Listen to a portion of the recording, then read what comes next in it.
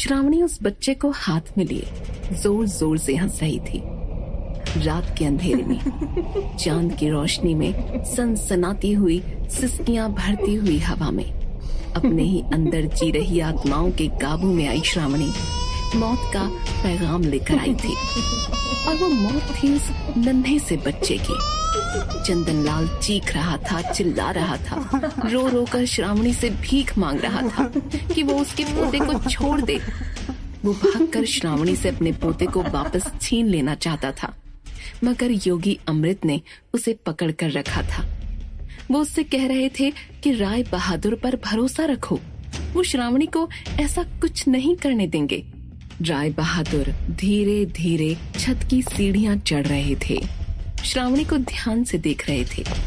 उसके दाहिने कान में उनकी पहनाई हुई सोने की बाली अब भी थी। इसका मतलब ये था कि वो आत्माएं उस बच्चे को मार नहीं सकती थीं। तो फिर इतनी भयानक भूमिका किस लिए? राय बहादुर छत पर आए और उन्होंने छत की बन्नी के कोने पर खड़ी अपने डरावने रूप में मौत की हंसी हंस रही श्रावणी को देखा और उससे कहा, जब हमने तुम सबको इस सोने की बाली से बांध दिया है, तुमसे ये साफ साफ कहा है कि अगर तुमने श्रावणी को या किसी को भी मारने की या दर्द देने की कोशिश की तो श्रावणी के शरीर में रहते रहते ही तुम नर्क भोगोगे। तो तुम सबकी हिम्मत कैसे हुई इस बच्चे को हाथ लगाने की? क्या तुम सब भूल गए हो कि हम कौन हैं और क्या कर सकते हैं? राय बहादुर की डरा देने वाली चेतावनी और उनके माथे पर पड़ रहे बल देखकर उन दुष्ट आत्माओं ने हंसना बंद किया।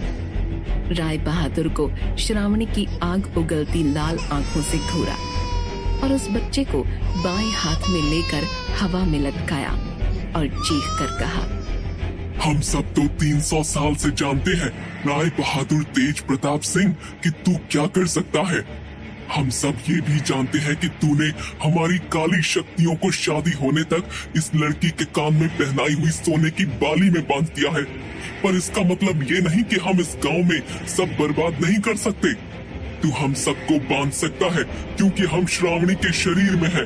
पर रागिनी, उस चंदन लाल की कुलटा बहू और इस बच्चे की माँ, उसे कैसे रोकेगा तू? तो बस जो हम नहीं कर सकते वो करने के लिए हम उसे बुला लाए। तुम सब इस बच्चे की माँ की आत्मा को बुला लाए?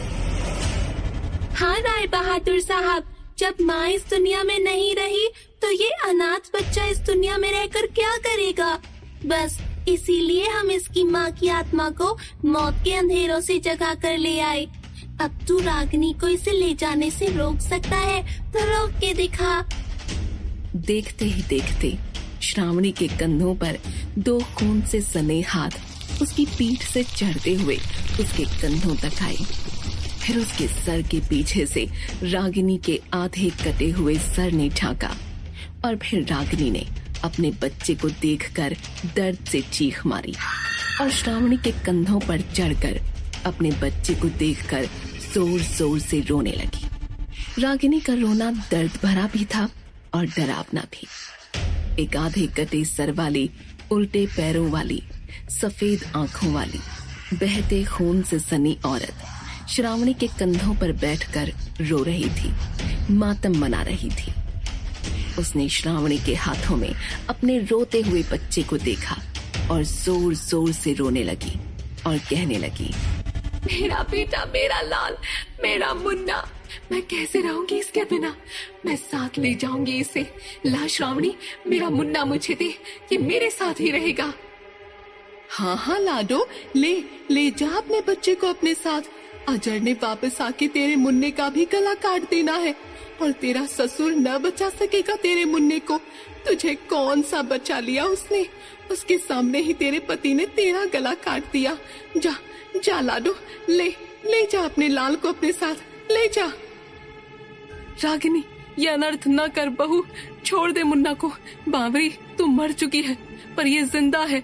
तू माँ होकर इसे कैसे मार सकती है? छोड़ दे उसे बहू, होश में आ और वापस चली जा। योगी अमृत, कुछ करो, ये बावरी मेरे पोते को साथ ले जाएगी।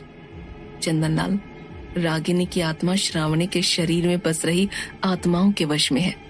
अगर रागिनी को कोई वापस भेज सकता है तो वो ये आत्माएं ही हैं और उन्हें सिर्फ राय बहादुर ही मना सकते हैं। उन्हें सिर्फ राय बहादुर ही मना सकते हैं। चुप कर योगी अमृत, नहीं तो यहीं से छलांग लगाकर तेरे कंधे पर आ बैठूंगा और तेरी गर्दन मरोड़ दूंगा। हम क्यों भेजने लगे रागिनी को वापस? अरे ये कुलटा अपने इस पाप के जने को साथ लेकर जाएगी, तभी तो श्रावणी होश में आकर अपने आप को पापन समझेगी, पगला जाएगी और इस राय बहादुर से शादी नहीं करेगी।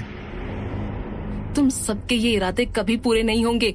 अगर रागिनी अपने बच्चे को मरवाकर साथ ले भी गई तो भी श्रावणी को होश में आने के बाद कुछ याद नहीं रहेगा, हमेशा की तरह। योगी के बच्चे 200 साल का हो चुका है तू, और तुझे इतना भी नहीं पता कि भूत प्रेत सिर्फ भयानक और बेरहम नहीं होते, कपटी भी होते हैं। हम ठीक उसी वक्त श्रावणी का दिमाग आजाद कर देंगे जिस वक्त रागिनी अपने लाल को लेकर जाएगी। तो श्रावणी को कैसे याद नहीं रहेगा कि उसने क्या कर दिया है। चल रागिनी, पकड़ अपना ये पाप का बीज और धरती का बोझ कम कर। राय बहादुर चुपचाप अपने सामने हो रहे इस खौफ और मौत के नाच को देख रहे थे। श्रावणी पर राज कर रही आत्माएं श्रावणी के हाथ से एक घोर पाप करवाने जा रही थी।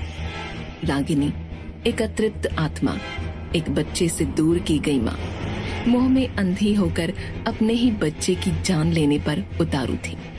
अगर राय बहादुर ने कुछ नहीं किया तो न सिर्फ वो मासूम बच्चा मारा जाएगा, श्रावणी के निष्पाप दिमाग में हमेशा के लिए ये नजारा बैठ जाएगा।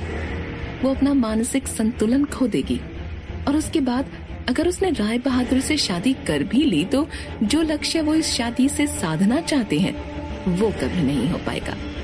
राय बहादुर के पास सोचने का वक्त नहीं था, पर वो जानते थे कि उन्हें अब क्या करना है।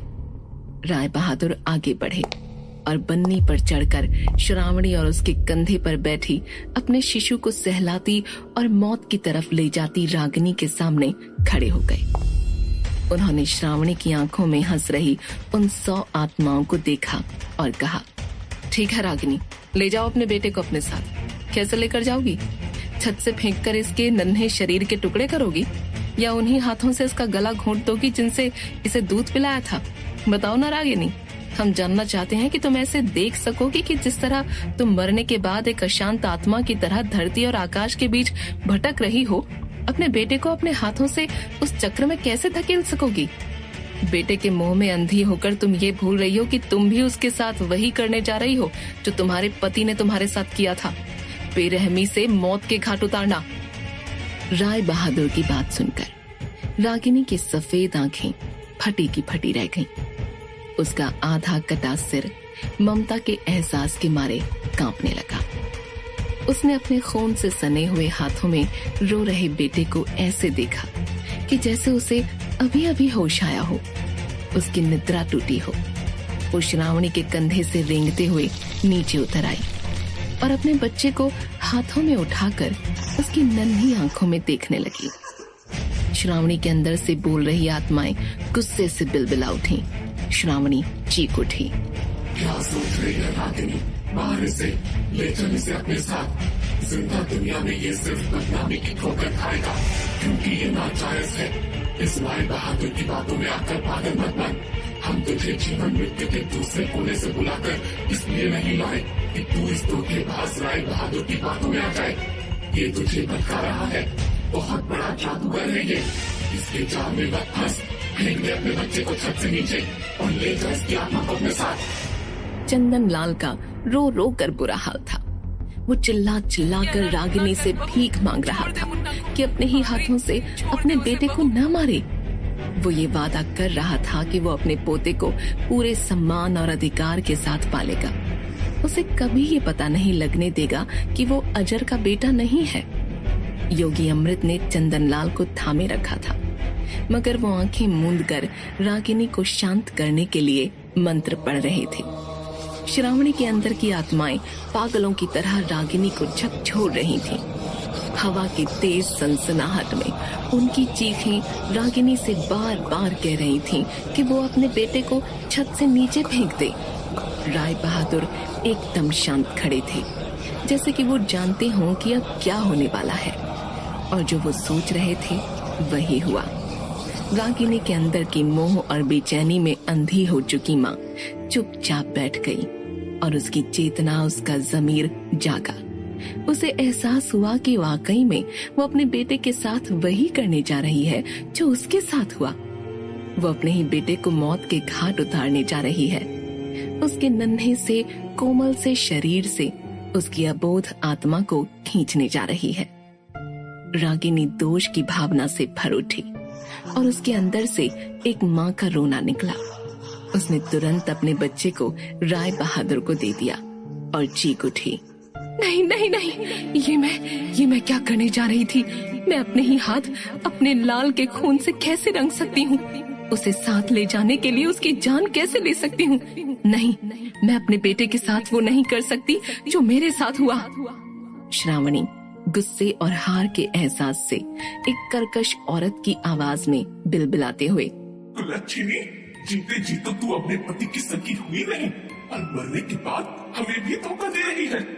तुझे हमने तेरे बेटे को साथ ले जाने के लिए बुलाया था, इस राय बहादुर की बातों के जाल में फंसने के लिए नहीं। भटक अब इस हवेली में, हम तो तुझे वापस भेजने से रहे।